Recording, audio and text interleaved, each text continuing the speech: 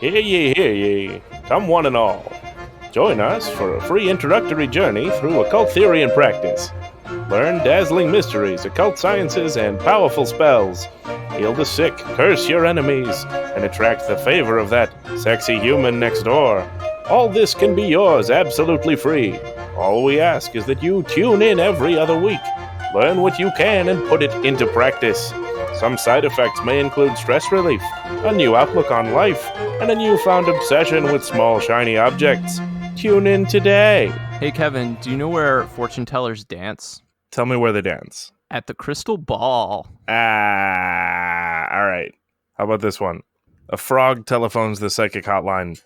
His personal psychic advisor tells him, "You're going to meet a beautiful young girl who will want to know everything about you." The frog is thrilled. "This is great. Will I meet her at a party?" "No," says his advisor.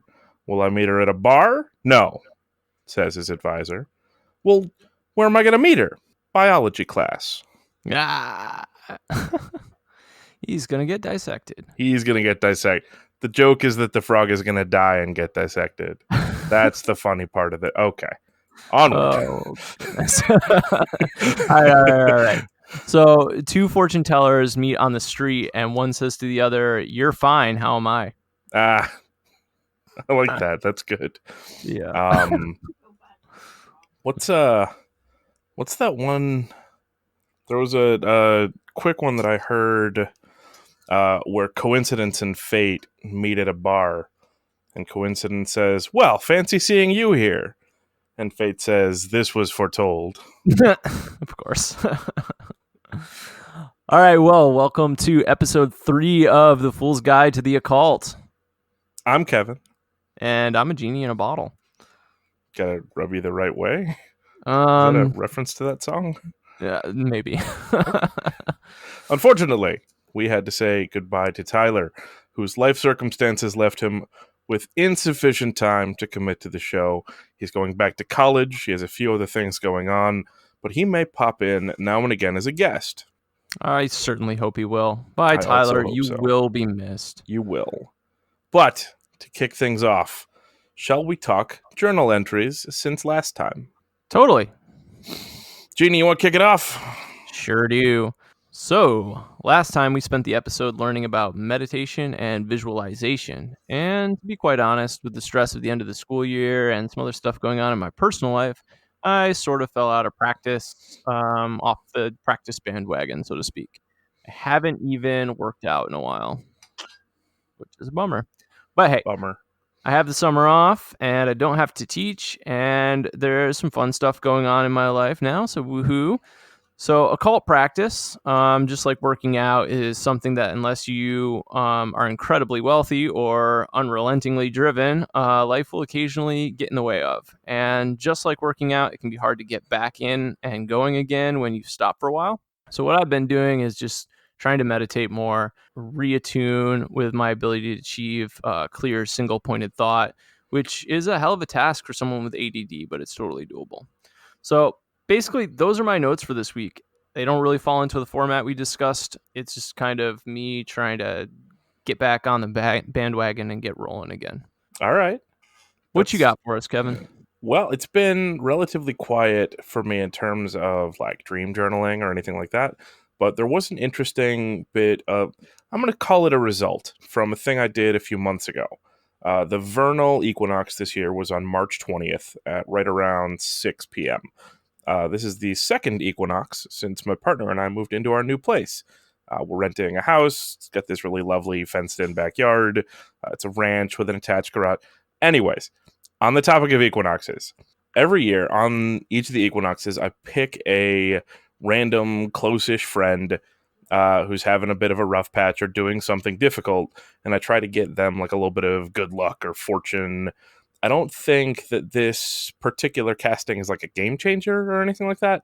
Like, it's not going to fix someone's credit card debt. It's not going to bring their dead pet back. But it, I think, can tip the balance between unfortunate and fortunate situations sometimes. For the casting itself, I try to time it so I'm within about an hour or two of the spot-on equinox. and then I have a little ritual involving drawing a circle out of a natural material that relates to the person I'm targeting. I like the symbolism of the equinoxes because it's a time of transition. Unlike the solstices, which represent more of a particular dipole to me. So, like the summer-est time, the winter-est time, versus equinoxes are more of the in betweens. Yeah. Yeah. So, to me, there's no better time to try and spin something around like luck wise. In any event, the friend that I picked this March just got back from Israel, and they didn't get blown up, and they didn't get arrested, and they didn't have rocks thrown at them for wearing pants in the wrong neighborhood on a Saturday. So if Huh. that's all the benefit that she got from this particular casting, I'm going to call that good enough because things are a little bit rough over there right now. Yeah, no So kidding. if this is how this particular thing benefited her, that's great. That sounds solid. Yeah. Yeah. Last episode, we discussed the basics of getting either further into or further out of your head without the benefit of chemical assistance. There was also a little bit of ritual work because those are going to be a major feature of being a practitioner for a lot of folks. And we want to prepare you to get out there and do the work for yourselves. So, yeah, getting you all ready to go out there and do it. Yeah, and we just wanted to remind you all that we're all on this journey together. So we'd love it if you would share what you're up to with us on social media. Let's start a dialogue, create a community of occultists working together in the spirit of free sharing of information for the betterment of the craft. You can find us on Facebook at facebook.com/Fool's Guide #2, The Occult. And from there, join our community page, Fellow Travelers. That's probably going to be the best place for us all to have discussion and build a lively online occult community. And we are also on Instagram at Fool's Guide, one word. And there's a Twitter also, if for some reason you want to make bird noises at us. Tweet, tweet, tweet. All right. So, in addition to being interested in the occult, I'm really into radical politics and theories on power. And I was recently reading this book called The Psychopath's Bible by Christopher Hyatt. And he mentions that the only way people can overcome their own bondage is by mastering themselves. I feel like this is one of the major goals of occultism, especially chaos magic. The occultist isn't a passive receiver of reality or even a reactionary. We make shit happen, But in order to make stuff happen, it's often helpful to have some insider knowledge. And acquiring that insider knowledge is the topic of today's episode on divination. Divination. And as an added bonus, from here on out, I will be passively performing a ritual in the background. If you are practicing skills along with us, or maybe you're already an adept, controlled remote viewing expert or expert in astral projection, see if you can figure out what it is. Practice makes better. Oh, a challenge. How fun. If you think you figured it out, you can post your response on the Fool's Guide community page on Facebook. There's not a prize, but we would be really excited if you posted anyways. So There might be a prize. I'll think about it. We'll think about a will send you a prize. prize. We'll think about a prize. So shall we dive into today's topic? Let's do it. So we're talking about divination. The word What is divination? Indeed. The word divination comes from the Latin divinationem. I am bad at Latin, never took it in high school, didn't even have Me the option. neither. Which means to foresee or predict. This comes from divinare, meaning to be inspired by the gods, which in turn comes from deus, meaning god or deity. So we could refer to divination as divine sight, though the nature of divinity is something we've yet to cover. And I think Kevin and I will have loads of fun debating this one. So Yes. Yes, we will. we should get a really fun special guest for that episode. Maybe a minister. Yeah. Maybe not a minister. No, that'd be fun. Let's get a minister. A Baptist minister. A Baptist minister. Great. Yes, a Baptist minister can come and be a guest on the show for our episode debating the nature of divinity. That is absolutely a recipe for perfect, seamless, calm, rational discourse. Oh, yeah. Yeah, that poor soul, whoever they are, that poor soul. We should get someone opinionated, because otherwise it'll still just be you and me going back and forth, possibly in the presence of a very alarmed minister. So, gentle listeners, keep an ear out for that. Absolutely. And speaking of Latin roots, you know that drug salvia that was commercially available in the U.S. like I don't know, somewhere in the 2000s. It was like the early to mid 2000s. You remember that? You could get Somewhere in in like there. a paste. I was not aware, but now Oh, that I am aware, I of course long for those halcyon days of yore. Really, I just want them to legalize weed for federal workers, but the wheels of government turn slowly when the product might maybe benefit normal folks. here's the machine, man. Oppression is a Man, powerful control mechanism. truth. Anywho, the full Latin name of salvia was or is Salvia divinorum and is sometimes commonly known as diviner's sage. And so I have this really awesome book, a first edition copy of the Encyclopedia of Psychoactive Plants by Christian Ratzich. And in there, he talks about Salvia divinorum. It's a native plant to the Mexican state of Oaxaca and is found in tropical rainforests at altitudes of about 300 to 1,800 meters. That's about 984 feet to 5,905 feet above sea level for those of us using our archaic measurement systems here in the US. The shamanistic usage of this plant was not to smoke it, as people were doing with the extract in the United States before it was illegalized, but rather to make a tea from the leaves. This would make the effects more mild, but last longer, up to about 20 minutes. And as the name suggests, it was used for magic and divination. The rituals would always take place at night in complete darkness and silence, and would be either used for healing or divining. Ratzich notes that its primary uses was as a substitute for psilocybin mushrooms. So, like, if the shamans or people performing these rituals didn't have access to mushrooms, like if they weren't growing at that time of year or They they just didn't weren't have good able to luck in collect finding a them. film. Yeah. And he did note that some shamans actually preferred them, but that was a really like lower percentage of the people actually preferred to use salvia. And hey, just as a random note, if you're interested in pharmacology, the active chemicals in salvia are salvinorin A and salvinorin B. So it has a distinctly different effect from other psychedelics or entheogens. And as an interesting note, side note on the spiritual use of hallucinogenic substances, Peter J. Carroll, who wrote Liber Null and Psychonaut, specifically in Liber Null, rejects the use of hallucinogens for divination purposes. But remember, that's just the perspective of some white dude in the chaos magic system. I could see that. I could see an old white dude being like, "You need to have division from outside your head, not take the drugs to make division from inside your head." So I guess I could see that train of thought, but I don't know that guy. I don't like that guy. Yeah. Do your own thing is what we're saying. Right. I know you mentioned that it's called diviner's sage. I know that regular sage is sometimes burned as a method to cleanse a ritual space. Honestly, it smells pretty good. A little burny, but good. It reminds me of disasters on Thanksgiving. Not gonna lie, it's I don't really have that much experience with salvia though. I think I knew a dude in high school that was big into salvia, but I don't think he divined the future so much as he failed chemistry. And I assume that we're doing something different, Yeah. You're thinking of white sage is used for cleansing, and that's actually like white slightly sage. different. Yeah, than the regular spice sage that you might have in your garden. I mean, a So whole leaf there's a sage you can use. yeah, there's a whole bunch of different varieties.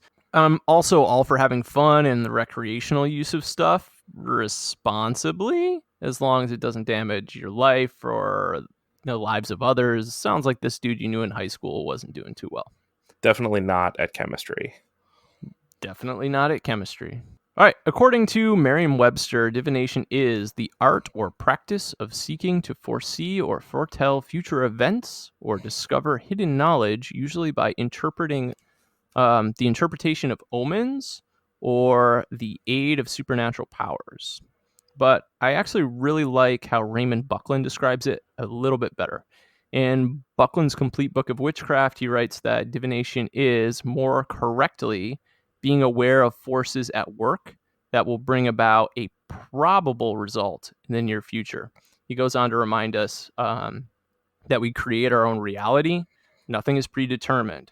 Being a cast magician, this definitely is more suitable to the way that I interpret existence. As for tools of divination, Buckland states, they are simply a focal point for your own psychic powers, a placebo for channeling. And we will discuss some of those implements next time. Some of them we'll discuss here where it directly pertains to divination. But keep an eye out, gentle listeners, for more tools of the trade next time. Definitely, definitely. Personally, in terms of divination, I really like analysis in terms of probability and acting forces. I think it represents a more realistic view of the world. I don't believe in predestination. Power to you if you do, dear listeners. So, information about what might be acting on a circumstance I care about is a lot more important to me than knowing an outcome. I just assume there are too many moving parts in a system as complex as the world to have set future events. It just doesn't jive.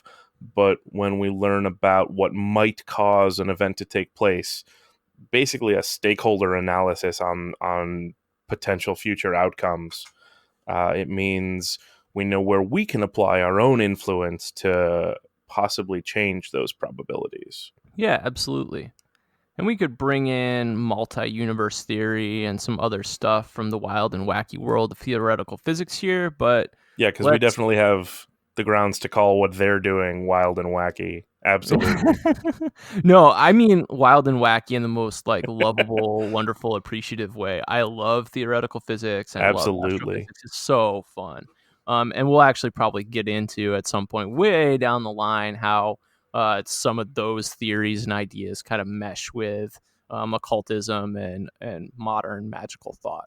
You know that something went a little cross-eyed when they started naming quarks charm and strange. Yeah. Let's see here. Oh, here. Let's do something we don't normally do and quote the Bible. Ha ha.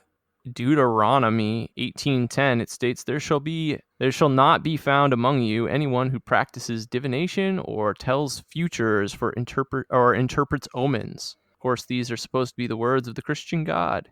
Interestingly enough, Christians are really big fans of interpreting global events, politics, and environmental climate change as signs or omens that so-called end times are upon us. But I could really do a whole episode on hypocrisy within Christianity or Christian culture. We Maybe a probably strict. we probably won't do that. No, I said could. I definitely could. As like a person raised Catholic, that would Sure. be cathartic for me. But It maybe a would be. strict. It's a healing experience. Yes, it is. Maybe a strict history of the Bible would be warranted at some point, especially. It's not much different from an episode on hypocrisy, to be entirely fair. We'd have to restrain ourselves a little bit. But I We think would we want to almost do an certainly esoteric. we'd need to have that minister present to keep us in Mm, check a bit. yeah, probably. So hypothetical gentle listeners who might be open-minded ministers, do reach out. We'd love to talk. Especially, we want to do an episode on esoteric Christianity at some We point, do. I think. So that If would any of be. you know anything about esoteric Christianity, please do let us know. In any event, I think that there's broad kind of sweeping hypocrisy in most major organized religion, most major organized groups in general. I guess I just don't like when people pick and choose from their holy book. Unless the Yeah. book specifically allows for that sort of thing. So, like, what's the last command in the Pentabarf from the Principia Discordia? Discordians are prohibited from believing what they read, something like that. I can get behind that. Yeah, something like that. I haven't read it since like my senior year in high school, to be honest. And I do have a copy over on the shelf there somewhere. But I if I think everybody has a recall, copy of it somewhere. yeah, it's true. They It lurk. doesn't have a table of contents in it or No. anything like that, which makes it completely impossible to look shit up. Yes, it is not a valuable reference work. No. All right, so let's dive into like a little bit of theory on how divination is possible, shall we? Fantastic. All right, we're gonna hop back over to Liber Null, Peter J. Carroll.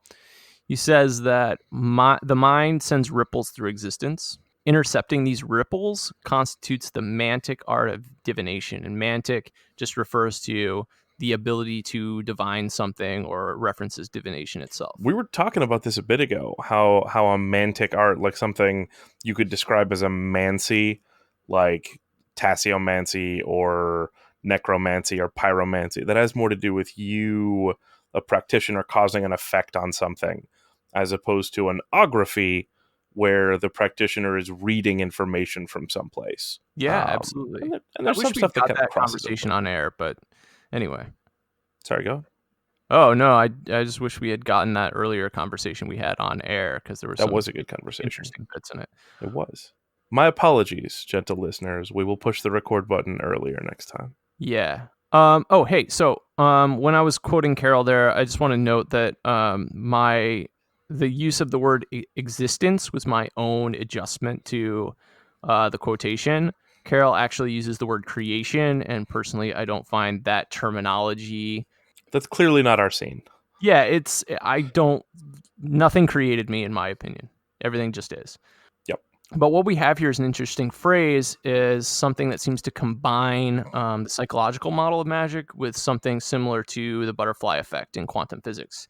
It's the quantum psychological model, if you will. Very Sure. chaos magic-y kind of stuff. Absolutely. I don't think I'll need to beef with Carol the same way I'm beefing with Krieg. Like, my beefing calendar is filling up pretty quick. But I do agree that his description is not really in line with what I understand about the world. I think Carol might just be more of a product of a culture I'm not a part of. No apologies for my beef with Krieg, though. That dude will receive no quarter from me. But Carol, on the other hand, I don't know if that's worth it. Nah, I like most of Carol's work. Yeah. So Carol goes on to talk about the natural connections certain people have, like between lovers or twins or best friends, parents and children, that kind of thing. And how when there isn't a natural connection like that, we need to create one for the work that we're trying to do. And that's really what divination is for. This, of course, gentle listeners, calls back to the laws of similarity and contagion from way back in episode 1, he said, tongue firmly in cheek. Creating a logical or emotional connection between disparate things makes them the same thing, and identifying similarities between disparate things also makes them the same thing when it comes to practical work like this. That's a gross simplification, but when it comes to an art as fuzzy as divination can be, this type of connection work is absolutely critical to getting any sort of a useful result. It's interesting when you start to talk about personal connections. A lot of people will admit to knowing what this kind of thing feels like, two lovers having a connection and kind of like reading each other's thoughts or knowing what the other person is going to say before they say it. I even know atheists that will use terminology like being on the same wavelength or having a weird connection with their romantic partners and knowing spooky stuff and not really being able to explain how, but still using that like sort of metaphysic-y terminology while still being atheist. Sure. It's kind of interesting. I mean, I'm sort of one of those folks that uses vague language to describe phenomena that we don't really have ways to explain using hard science yet. Like, I assume we'll figure it out eventually, but for now, saying we just kind of get each other is about what we have to describe that sense of metaphysical connection. Yeah, absolutely. Right on. So up next we have like a list Bunch of of a lists. bunch of divination types, and I think maybe the best way to do this is to just kind of go through each item on the list and kind of talk briefly about what we know about it before moving on to the next section. What do you think? Sounds like a plan to me. So, types of divination: dowsing, involving a properly shaped stick or bent copper rods. To my understanding, originally involved looking for water, That's my and you would understanding as well. wander Yeah. around, and the sticks would move, or the rods would twitch, or I don't know, something would happen, and you would know where there was water, and then I think later on you could dowse for other things as well, but I don't really know much more about it than that. I do know That that somebody sold what was basically a glorified dowsing rod to the British Army as a bomb detector. It didn't work. It was a dowsing rod. It was a metal rod in a plastic handle that would like swing back and forth if you tilted your wrist. it's And to my absolutely understanding, hilarious, the types of stuff that gets sold to people during wartime. If you oh want like my a god, really funny, honest, slightly terrifying perspective on that, you should read the essay "War is a Racket" by Major General Smedley Butler. Super interesting. Yeah, I'm sure it is.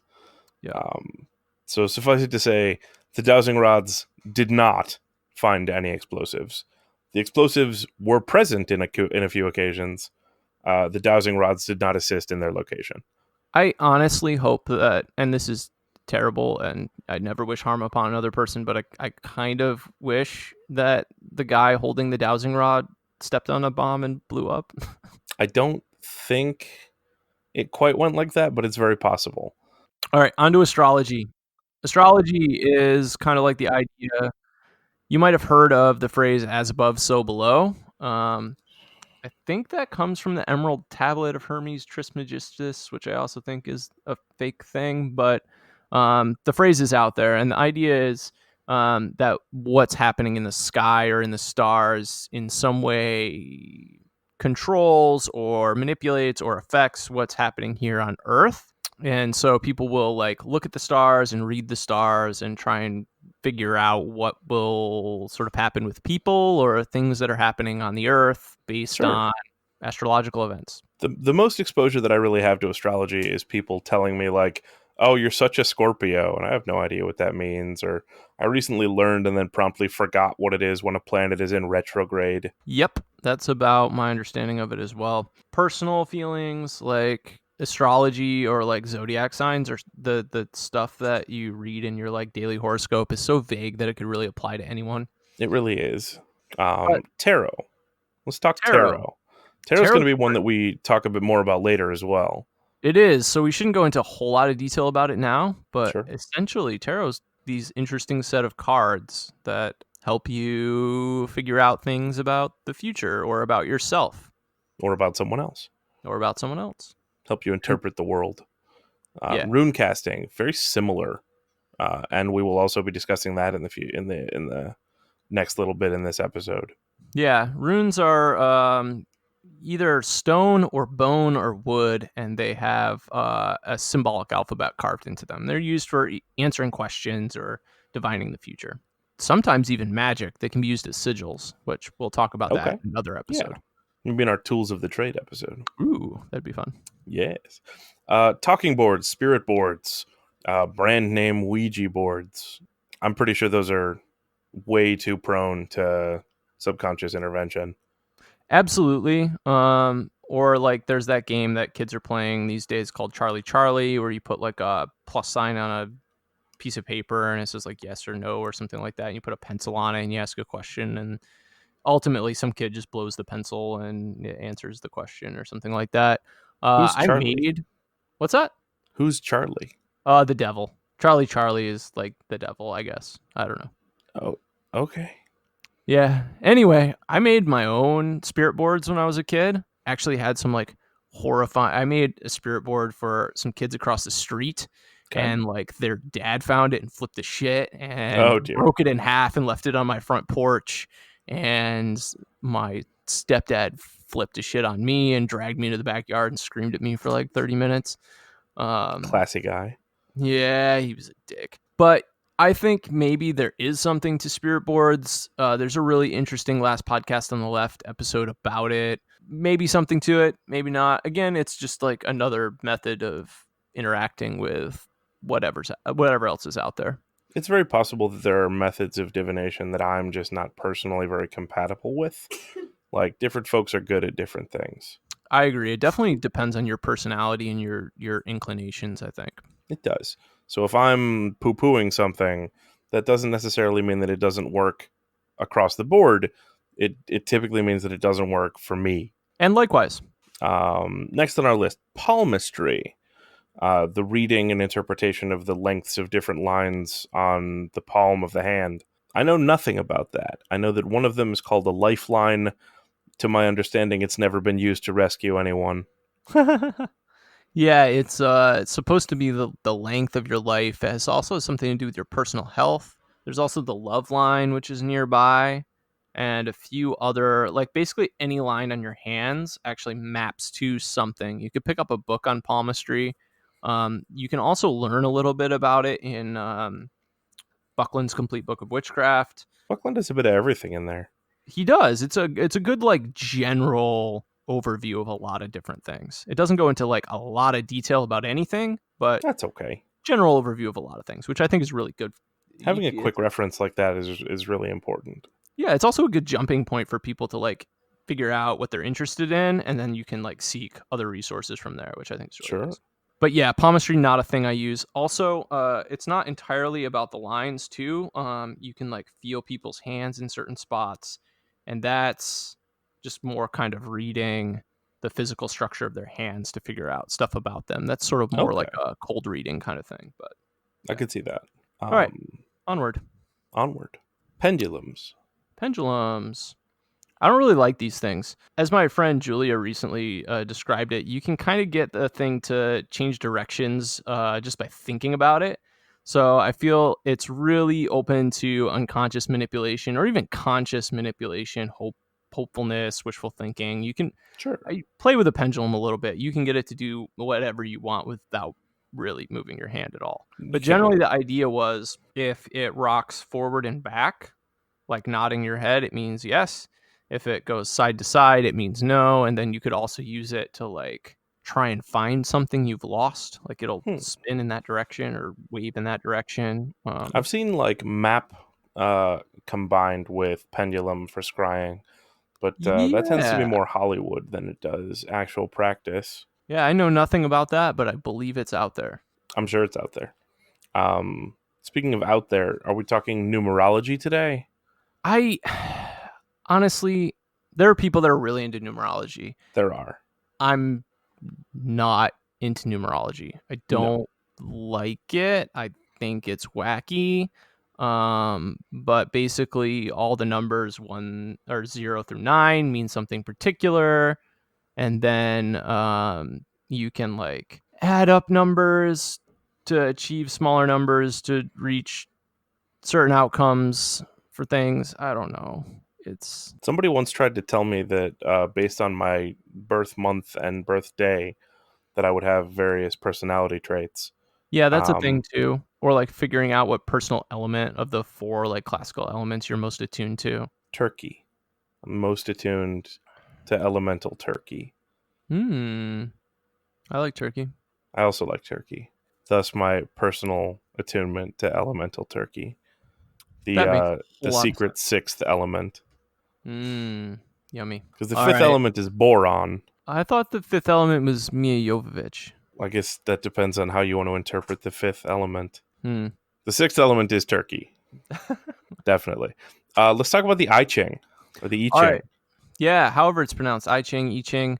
I always hear it pronounced I Ching. It's a bunch of Chinese symbols, I think originally carved on bones, Later on, coins, I believe. later on coins. There's books for it. There's like a whole bunch of different setups for how to use it. It's essentially used for divination. It's also known as the Book of Changes, and it's one of the oldest of the ancient Chinese classic pieces of, I guess, literature or texts, however you want to refer to it. Comes from roughly 1000 to 750 BCE. There's a lot more like Chinese recordings from before that period of time, I suppose. Yeah, I believe there are, They've but been doing it's stuff like for one a of while. the classic books, I guess. That is. I don't know. Scrying, we're going to go into more detail on scrying later in this episode also. But it is essentially staring at some surface with a relaxed mind and awaiting a vision. Yep. And we're going to say nothing more about that for now because we're going to go into more detail in a bit. Truth. Automatic writing is interesting. Basically, the idea is to enter a trance or spirit possession. and you just have like a pen and paper or whatever writing utensil, maybe you're drawing in sand, dirt, I don't care, then like a question is asked or you have a question in mind, and you allow um, yourself to be a conduit, an empty vessel for this spirit or whatever to just start at bringing out answers, writing down information, and then when you're out of that trance, you interpret whatever was written down. Okay. Um, Automatic drawing is a variation of that too. So that you I've could, seen a lot more of. yeah, Dream interpretation, sort of like a more passive divination. We've briefly touched on here the foundational piece of it, which has to do with recording dreams, but we haven't really talked about interpreting dreams. yeah. And so there are all kinds of books out there that you can get about interpreting the symbolism of your dreams. Losing your teeth is a really common one. Dreams where teeth are lost is supposed to imply like a stressful decision you have to make or some kind of change on the horizon or something like that. But there are all kinds of different symbols in dreams, and that's really up to you to kind of interpret on your own. You might also It like is. look into Jungian archetypes and maybe read. I think it's called "Man and His Symbols" by Carl Jung. That sounds familiar. Yeah. Next on our list is tasseography or tasseomancy, involving looking at the dregs of tea leaves left over in a teacup. Related, not quite identical to some of these other divination methods. I don't drink tea. No, nobody I tend to be real close to drinks tea. Oh, I drink tea. And okay, well, you live across the country from me, so nobody literally close to me drinks tea. But most of the people that I know that do drink tea, they steep their tea in tea bags as opposed to putting leaves right in the cup or using a diffuser. So I guess tasseomancy is something you really have to be purposeful about. Like you got to make tea a certain way to do this. I don't know how incredibly useful it is anymore. Although if you are interested in it, there are some cool symbolic things involved, and they sell like fancy pants teacups, especially for tasseomancy. There are Eastern and Western schools of practice. For the Western end of it, there's a fascinating book called Teacup Reading and Fortune Telling by Tea Leaves by a Highland seer, and that's not the person's name. It's not. They're not named Highland Seer. It's just some dude who was a seer in the Scottish Highlands. It's like their title of who wrote this relatively anonymous book. Huh. That's interesting. It is. Um, I also think that when you're doing tasseomancy, you are not supposed to drink the tea when you're done. So I think like the tea is sort of a sacrifice. I Yeah. thought you were supposed to drink the tea and then the stuff that was left in the cup was what you Oh. used to do the reading. Huh. Well, clearly we're not experts on this We method are of divination. not. We are not. And so those are just some of the most common forms of divination you might bump into. There are like almost countless variations and other things out there. There's medieval ones like cutting open an animal and watching the pattern the entrails spill out into. So if you get on Wikipedia and look up the article Methods of Divination, you will find a list of literally hundreds of different methods for reading the future. I'm pretty sure that doesn't mean that there are hundreds of methods of telling the future, so much as it means that people will read patterns and meaning into just about anything. Like, what did that poor sheep ever do to you? Yeah, that's fair. But also like keep an open mind and remember that, whatever works for you works. So just, be creative and do what you can. Be intellectually responsible to yourselves. Do Yes. things that you can see have results, but maintain a healthy skepticism. Right. And that's what that journal is for. So be Yeah, sure to use that thing. definitely do. So let's talk about famous historical diviners and mediums. All right. So first one on our list is the Oracle of Delphi and Yep, or Delphi. classic. Um, and she was, I believe, a priestess of Athena. I thought Apollo at Delphi. Oh, you might be right. Um, anyway, she was a That was priestess Pythia. of There was the a ancient serpent Greek involved. tradition. Yeah, I'm sorry, what was that? I think the one of the first ones was Pythia, and there was a serpent involved. It was Apollo related. I don't know all the details anymore. I used to be a real mythology buff, but that time has passed, and I'm old and sad now. Anyway, so she would she was in this cave and her chair was up over this crack in the earth. And modern records suggest that this crack in the earth was a natural nitrous oxide vein. And if you've ever inhaled nitrous oxide before, Oh, yeah, yeah. And so if you've ever done nitrous oxide before, either recreationally or your dentist has given it to you as laughing gas, you know that the effects of nitrous oxide are very euphoric and borderline hallucinogenic and just generally trippy. And so what she would do is get asked questions by people, and she would go up in her chair and huff all of this nitrous oxide flying out of this crack in the earth and have visions or become divinely inspired and give prophecy. So that's the Oracle of Delphi. that's a method. It's a method. Merlin, classic historical diviner. Supposedly, he was based on Saxon or a Celtic shaman. Merlin, homeboy had like a bunch of D's in his name because Welsh is loopy bananas. Yeah, it was like Merdin or Meredith or I think it was something like pronounced that. Merlin though, because the DD in Welsh is an L. Oh, you're Because of right. course it is. Yeah, sure. Anyway, so Merlin was not just from the Arthurian legends. Like, supposedly, there is evidence that this was an actual person. He did not have like sorcery like magical powers, but was probably a Celtic shaman or someone like that. Possibly a storyteller as well. Oh, quite probably. Yeah. Yeah. Edgar Casey, American, late 1800s. He was the dude that talked about Akashic records, I believe. Yeah. Do you know what the Akashic Records was?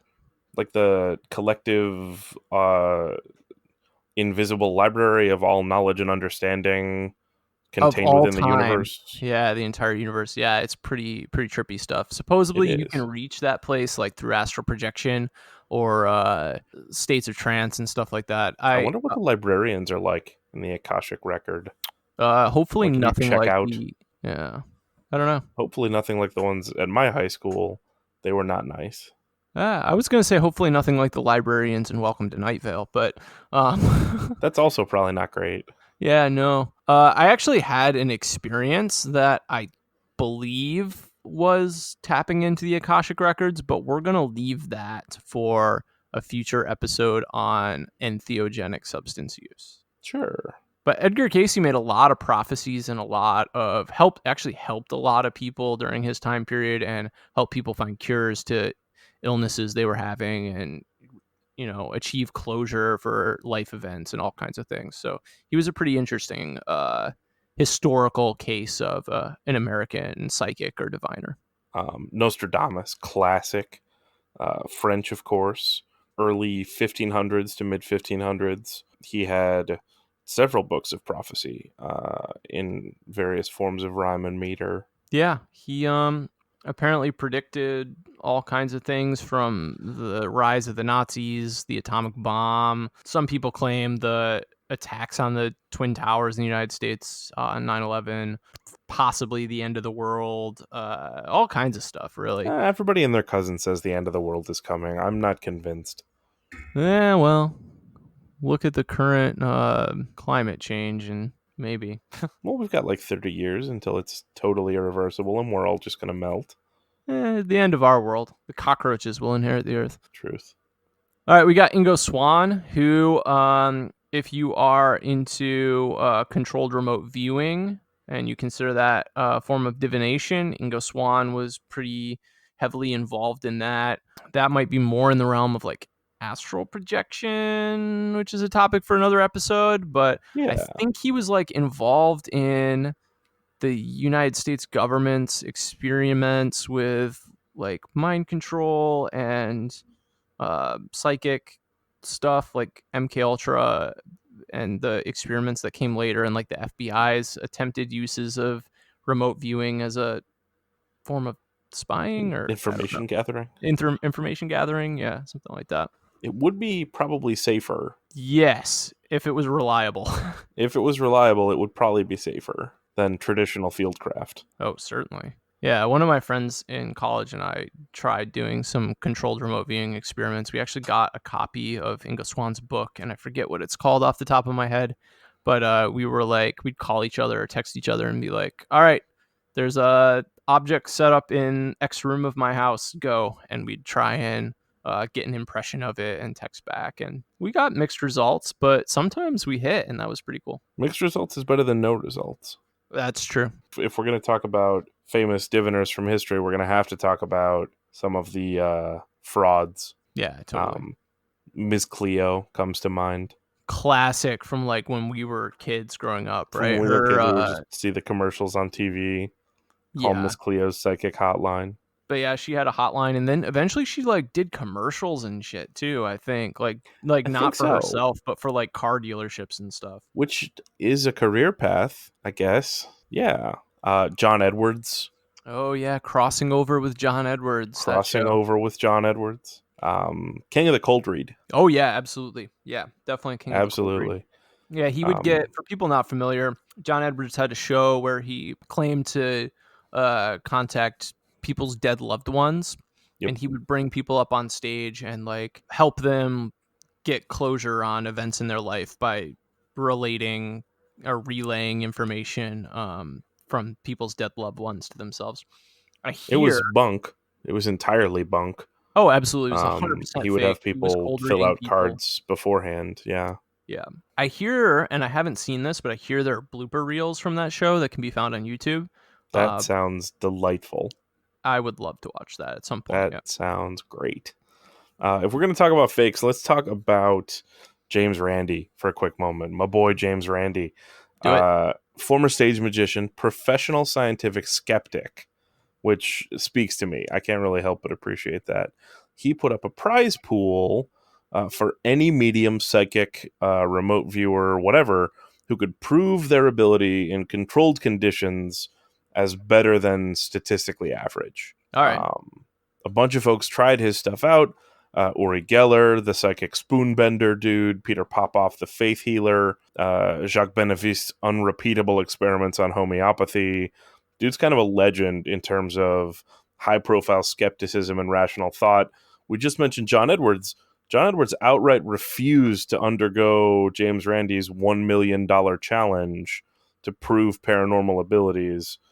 It did Surprise. kind of backfire for Uri Geller. He talked about on the TV show where they did this test, where they were trying to make him do the same tricks that he would do with his own prepared equipment using someone else's unprepared equipment.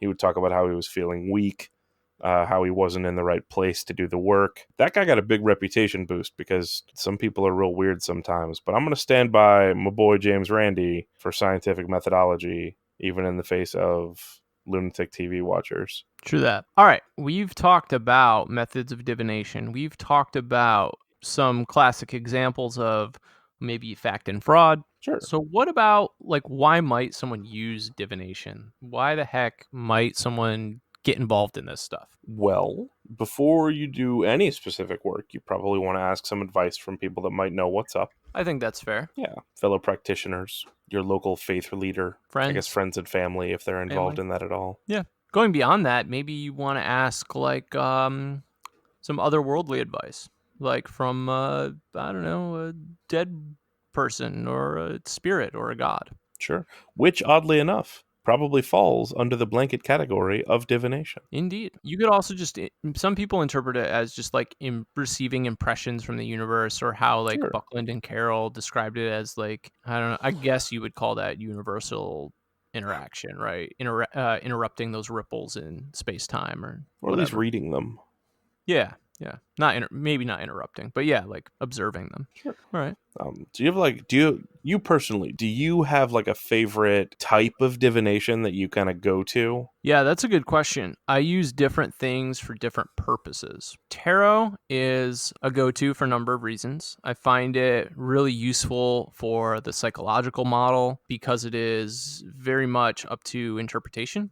Sure. there's so much symbolism drawn into, especially the Rider-Waite tarot or the Aleister Crowley tarot. If you know get really practiced in tarot and move into that direction, Sure. it's also random and requires very little work beyond a little knowledge of the cards and the symbolism contained therein. I also like the use of the tarot when making sigils, or if I desire a clear present, past, present, future type narrative for some kind Okay. of path working or other ritual that I'm about to undertake.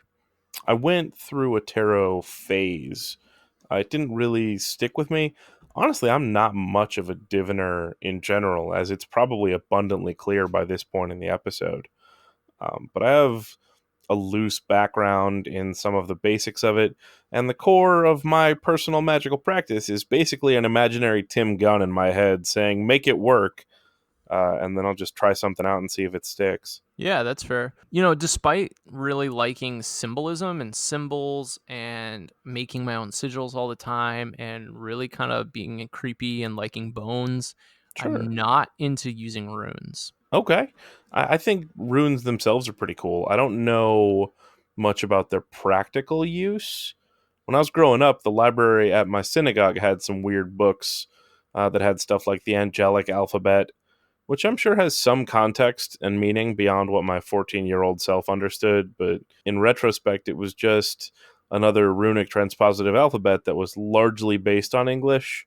Like, if there were angels kicking around, I don't think they spoke English nor based their alphabet on it. Yeah, I heard a story. I think it was a YouTube documentary recently that involved angelic and how two guys had made like a spirit board type thing to interpret stuff sent down by angels, and that's how they invented the angelic language. But the documentary concluded that they were more likely not actual occultists but pretending to be occultists while spying in another country. That's a So method.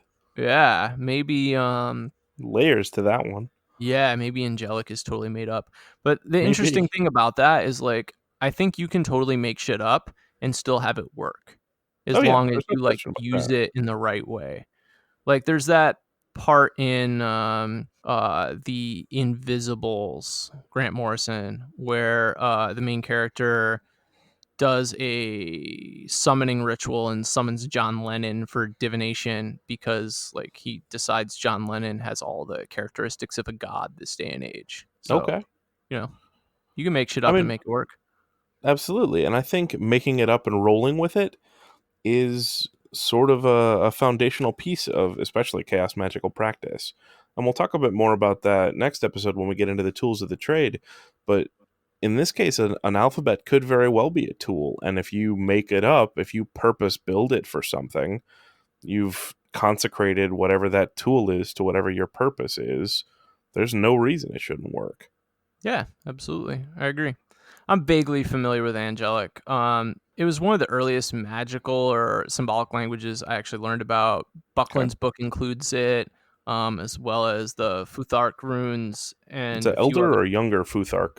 Oh, good question. I think Elder.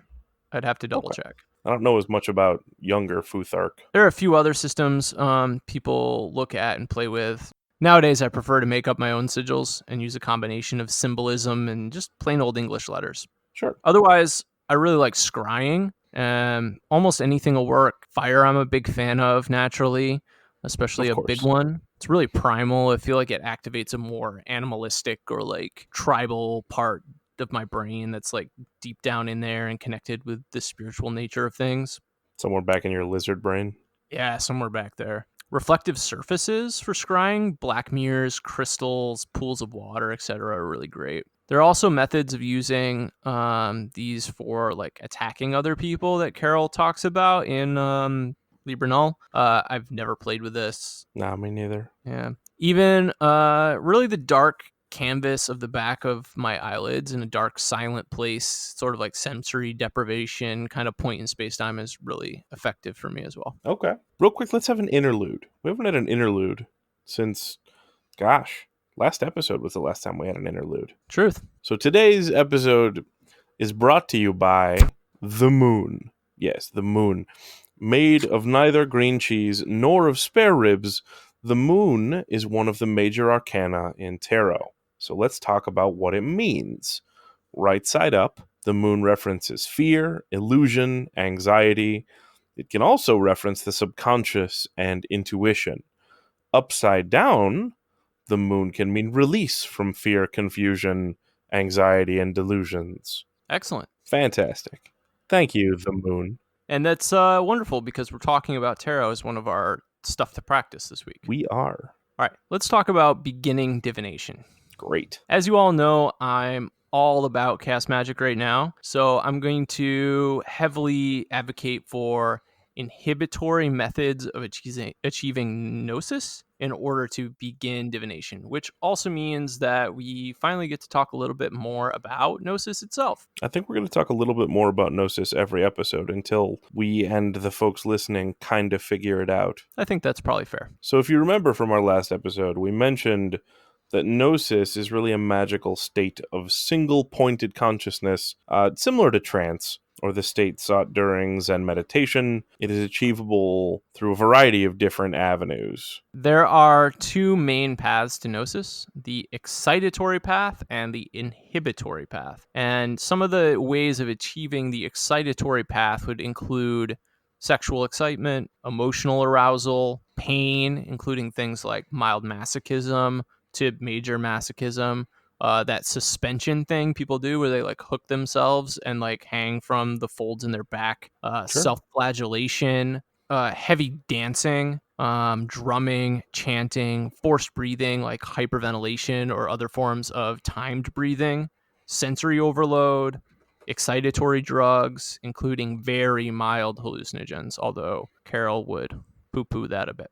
Carol would. Carol does. The inhibitory path, on the other hand, magical trance, concentration, meditation, sleeplessness, fasting, physical and mental exhaustion, gazing, hypnotic or trance inducing drugs, sensory deprivation, that kind of thing. Please remember that any of these things you decide to engage in, you do of your own volition. We do not recommend or encourage you to take any specific route, and the outcomes of such choices are entirely on you as an individual of free will. Absolutely. You're in full control of yourself. No one's telling you what to do. So, That is the whole point of this podcast. All right, let's talk about the tarot a bit. Let's talk about the tarot. All right, it's a deck of about 78 cards. Actually, it's a deck of literally 78 cards. Yep. Steeped in esoteric symbolism, which can be used for divination, according to Modern Magic by Krieg. The first time the word tarot can be found in historical reference is in 1332 by Alphonse the 11th, who banned them from his kingdom. They appear to have evolved from playing cards as a form of entertainment, and a wide variety of different variations, including number of cards, their contents, and symbolism, have existed in different parts of the world at different times. But it wasn't until about the 19th century that they were exclusively being used for divination. Okay, so my personal beef with Krieg notwithstanding, the dude is something of an authority on historical tarot and divination practice. In any event, first things first, how do you pick the right deck? There are a bunch of them, and we really just want to focus on the one we think is the very best for beginners. Like, I think we may have discussed this a little in one of our two first episodes, but basically you want to avoid all of the hokey, gimmicky crap out there, like Angel's Tarot or any of the weird theme decks. Like, I'm sure there's all sorts of stuff like Motorcycle Tarot or Steampunk Tarot or Punxsutawney Phil Tarot or whatever. Yeah, skip that shit. Start with the Rider-Waite deck. It comes with a little guidebook on how to interpret the cards, and that is incredibly valuable to the new diviner. And despite how like absolutely wonderful and beautiful, Frankly, Aleister beautiful. Crowley's, Yes, it's just amazing. The Crowley deck is a wonderful deck of cards. It's way beyond beginners. I have it it. I is love way it. beyond beginners.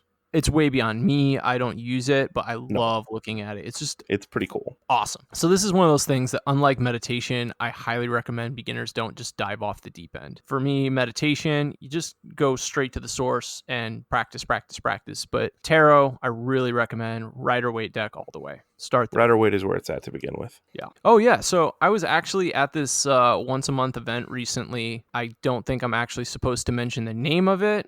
It's a kind of really cool mobile underground organic open mic thing that brings in all different kinds of performers in Portland. Anyway, one of the nights I was there was this gal who had recently written a book on poetry based on the tarot.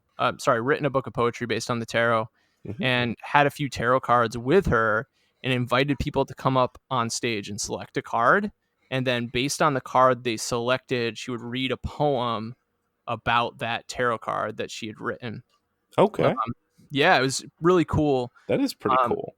So her book was actually recently funded on Kickstarter before I found out about it. Otherwise, I would have pre-ordered a copy.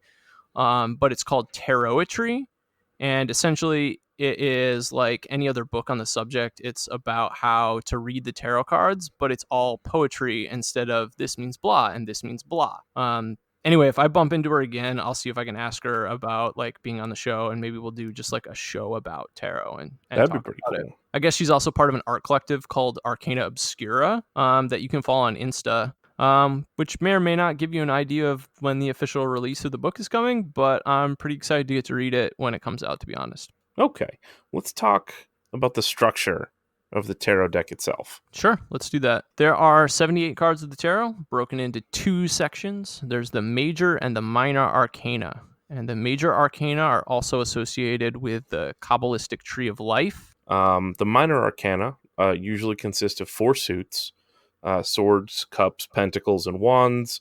They're related to modern playing cards. Of course, the modern suits are different, clubs, spades, hearts, diamonds. You also get some variation through history, with wands being a replacement for rods or staves, that sort of thing. Regardless, those are the big chunks of modern tarot. You've got swords, cups, pentacles, and wands, and then the major arcana. Yeah, Krieg actually has some really good methods for familiarizing yourself with the tarot deck. Krieg. Which I'm not going to reiterate here, but realistically, you should spend some time looking at each of the cards and trying to get a good feel for the symbolism and whatever other impressions you may get off of them. Yeah, like draw them one at a time, lay them all out side by side, refer to that guidebook from Rider Waite, really get a feel for all the cards. You got to take your time, you got to be thorough. The better a job you do at the beginning, the easier it'll be to start drawing and reading. The reverse meanings are frequently the opposite of what the card stands for right side up. If you decide you want to get into the tarot as your method of divination, I would recommend picking up a book dedicated to the topic and learning as much as you can about it. Definitely. Yeah, definitely. Buckland has a couple recommendations in his book. He recommends Eden Gray's book, The Tarot Revealed, and Complete Guide to the Tarot. I haven't read either of those personally, so if you have or you want to recommend another good book on the topic, we'd love to hear from you. Also, there's that book Tarotry by Hannah Gotska from Arcana Obscura coming out. Sometime. We'll find out. Coming out sometime. Kickstarter says the ship date is September of 2019. So I assume that sometime after that, it'll be available for just regular purchase. Silver Ravenwolf discusses in the Solitary Witch, just a little bit about the tarot. There's a section on it. Buckman discusses it briefly in Buckland's Complete Book of Witchcraft. Krieg discusses it in Modern Magic. There are countless other options.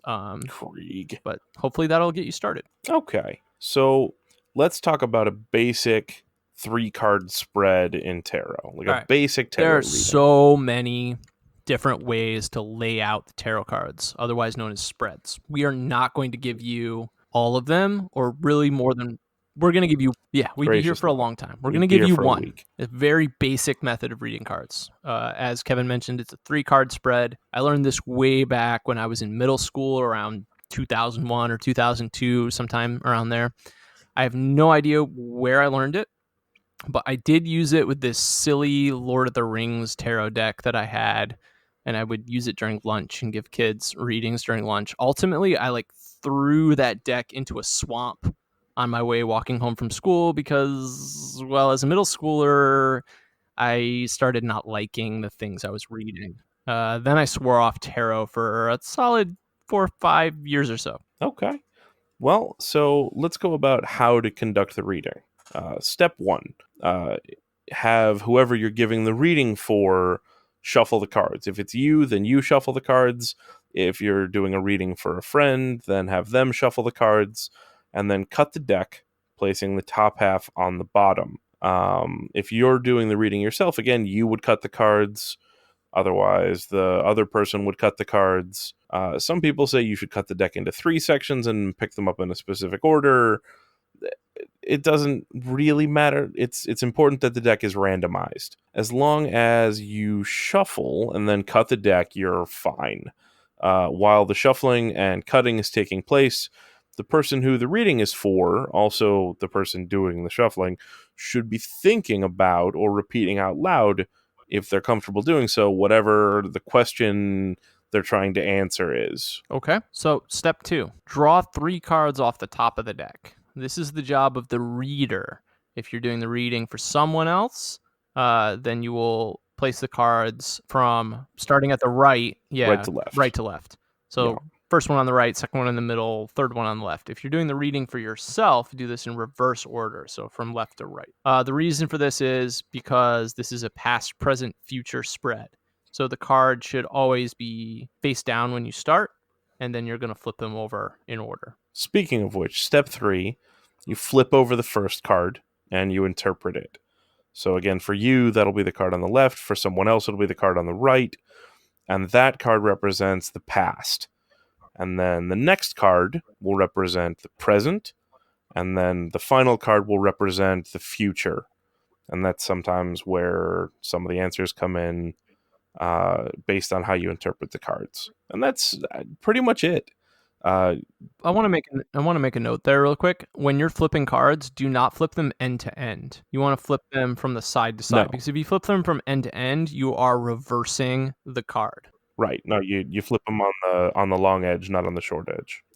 And that's pretty much it. You just need to make sure that you're familiar with your deck before you do any readings. A lot of it is about interpretation, so make sure you understand a lot of the symbolism that you're dealing with. You can even keep your guidebook around just to refer to as you're doing a reading.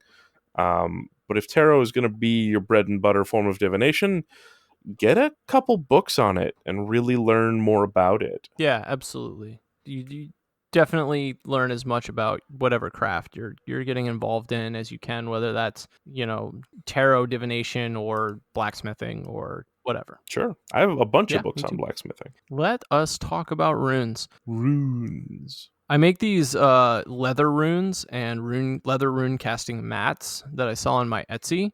That's Etsy. The shop name is Magic and Metal. Magic spelled with a CK, and the and is just the letter N. So Magic and Metal, and they're pretty nifty. I've sold a few of them. You could also totally check out some of the other stuff that I produce in my off time. I make some really nifty leather and metalwork. While I'm pointing this out, I'm just going to go plug the rest of my stuff. My Facebook is facebook.com/magic and metal, spelled exactly the same way as the Etsy, magic with a CK, N instead of and. And then my Insta is magic and metal, no K in the magic, and spelled out like the word and.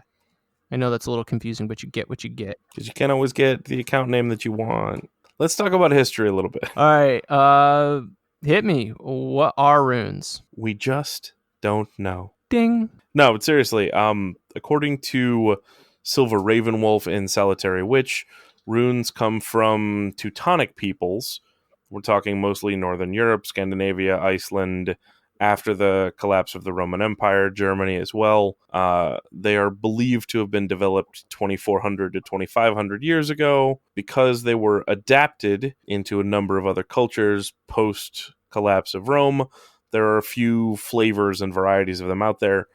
For the most part, you will come across Germanic runes known as Futhark, elder or younger, so named after the first 6 letters in that alphabet, according to Buckland. Yeah, and there are many of variations. There's the Danish runes, the Swedish Norse runes, Scandinavian, Anglo-Saxon, Seax Wiccan, and even a modern type of symbolic language called Witches runes. Those are referenced in some of Silver Ravenwolf's work. They're also out there in a few other places, but again, I have literally never seen I've that. seen them before. I've never used them. I've never even really read about them. I've just seen them in places. Okay, that's Again, that's fine. whatever works, use it. You could also consider playing with Egyptian hieroglyphics if that really interests you. And all of these, except for the witches' runes, are pretty neatly laid out in Buckland's Complete Book of Witchcraft, though the section on Egyptian hieroglyphics is pretty limited. That's not surprising. That's a lot of It's material. so much material. So if you're really into ancient Egypt and Egyptian magic, you're going to want to pick up a book on hieroglyphics. Probably get yourself a translated or preferably a side-by-side translation, the original text next to your native language copy of the Egyptian Book of the Dead. Look into Aleister Crowley's work on Egyptian ritual, and possibly look into the book Ancient Egyptian Divination and Magic by Eleanor L. Harris. And I actually have that book, but I haven't read through it completely. But it seems to have some interesting content there. And All right. Well, runes and really any symbolic language can be used like sigils to do magical work, to create talismans and amulets, whole bunch more. We'll talk more about that in Tools of the Trade. yeah, But let's stick to divination. that's a topic for the future. Yeah. So how about some thoughts on using the runes? What do we do with them? Using runes. Okay. So, to my understanding, you want to sit in a quiet place, preferably dimly lit. You enter a meditative state or a Gnostic state. You formulate your question while mixing the runes inside a bag with one hand. And after you've properly formulated your question, you draw a single rune from the bag, which, following your interpretation of that rune, should provide some answer to your question. You can also do a past, present, future type drawing with the runes, following a similar method to what we were talking about with tarot, where you would do your shuffle and your layout and your spread kind of the same way, and just interpret each rune as you go. Yeah, absolutely. If you want to make or buy carved wooden, stone, or bone runes, you can do that. Or leather. Or leather. Yeah. Come buy my leather runes. If you don't want to do any of that, you can also make rune cards. You can shuffle and draw them similar to tarot cards. Just make sure you have all of the runes in your deck from whatever system you're using. Index cards work just fine, or cardstock. If you want to go all out, you can buy blank playing cards or flashcards, usually sold for the purpose of making like your own games. You can get those online. I have a set or a box full that I originally bought for illusionary magic, magic without the K, tricks and such. Lowercase Magic. yes. They hold up pretty well. They'll take permanent marker without running or smudging, and they look pretty clean and professional. So you could pick those up. Let's talk about scrying. Ooh, I love scrying. What do you want to talk about scrying? All right. So when it comes to scrying, there's a whole bunch of different methods, a bunch of different ways to go about it. Looking into a fire is very classic, trying to see a vision in either the flames or in the smoke above the fire. A crystal ball or any other kind of highly polished crystal. Hawaiian mirror, so black stone basin with water. Gazing into a pool of water or oil. Silver Ravenwolf mentions colored glass bottle. I've never tried that. Neither have I, I'm sure but it's I saw lovely. it in one of her books, and it seems like it would work just fine. Basically anything with a deep and or reflective surface. Which basically means you can use your lover's eyes or the surface of your TV after the power goes out because you're not paying the bills while being too obsessed with the occult to leave your house. Or Don't do that. There are probably other cheaper ways to go about this. Although you could scry into why the TV is out, assuming that the reason isn't you didn't pay the power bill. True.